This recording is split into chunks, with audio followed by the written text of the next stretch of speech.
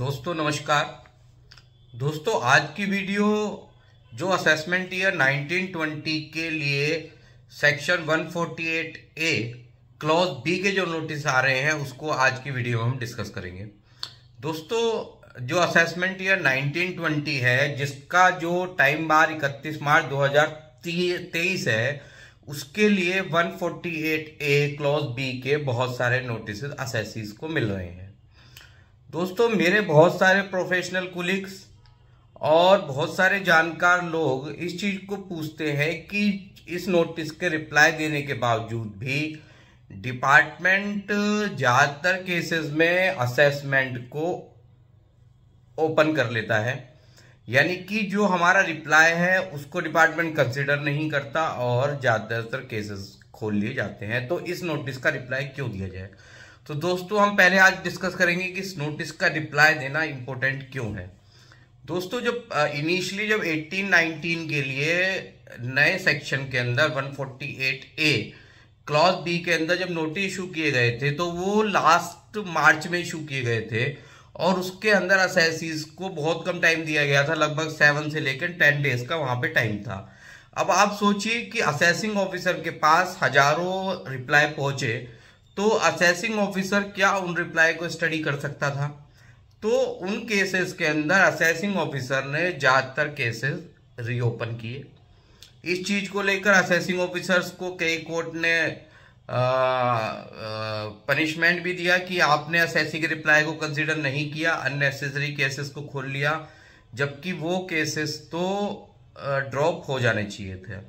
तो दोस्तों लेकिन इस साल क्या है कि 1920 के लिए डिपार्टमेंट ने फरवरी से ही नोटिस देने इशू कर दिए हैं। तो अब डेवलपमेंट क्या हुआ है कि क्योंकि कोर्ट के इतने सारे जजमेंट डिपार्टमेंट के खिलाफ आए हैं और डिपार्टमेंट के पास इस बार सफिशिएंट टाइम है कि वह उसके बाद पूरा मार्च का महीना है कि वह आपके नोटिस को कंसिडर करेगा और उसके बेसिस पे डिसीजन लेगा कि आपका केस रीओपन किया जाए नहीं किया जाए। अब दोस्तों इस नोटिस का रिप्लाई देना इंपॉर्टेंट क्यों है मैं आपको ये बताता हूं। एक तो सबसे इंपॉर्टेंट बात यह है कि हो सकता है कि आपका केस प्रिमा फेसाई अगर आप केस को जस्टिफाई करा देते हैं तो वो केस वहां पे खत्म हो जाए। सेकेंड इंपॉर्टेंट थिंग इसके अंदर क्या है कि जो ये नोटिस हैं ये एक किसी पर्टिकुलर इश्यूज को लेकर इशू किए जा रहे हैं, यानी कि उनके अंदर जो कंसील्ड इनकम का डिपार्टमेंट जो अमाउंट बता रहा है वो किसी पर्टिकुलर इंफॉर्मेशन के बेसिस पे बता रहा है और उसी को वो उस नोटिस का ही उस इशू का ही डिपार्टमेंट रिप्लाई चाहता है। तो लेकिन अगर हमने यहाँ पे नोटिस उसका रिप्लाई प्रॉपर नहीं दिया और हमारा केस डिपार्टमेंट खोल लेता है तो हमारी पूरी ही उस साल से रिलेटेड ट्रांजेक्शन्स की स्क्रूटनी की जाएगी। तो अब आपका केस अगर रीओपन कर लिया जाता है तो आपसे आपके सारे बैंक स्टेटमेंट मांगे जाएंगे, उनके अंदर जो ट्रांजेक्शन है उनकी डिटेल मांगी जाएगी।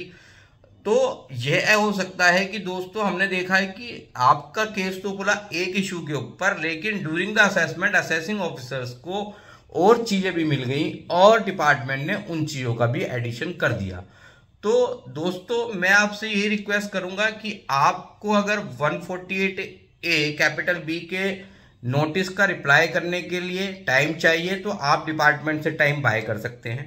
आप डिपार्टमेंट को रिक्वेस्ट डालिए कि मेरे को टाइम दिया जाए, मेरे को डॉक्यूमेंट इकट्ठे करने हैं। तो इसका रिप्लाई किसी भी कैजुअल वे में ना दें, आप अपने रिप्लाई को कंप्लीट डॉक्यूमेंट से सपोर्ट करें। आप पे टैक्स क्यों नहीं लगना चाहिए उसको आप जस्टिफाई कराएं और एक एक चीज को इस तरह से नरेट करें कि कोई भी लेमैन आदमी उस रिप्लाई को समझकर आपके पॉइंट ऑफ व्यू को समझ सके और असेसिंग ऑफिसर जब उस रिप्लाई को पढ़े तो उसको बहुत ज्यादा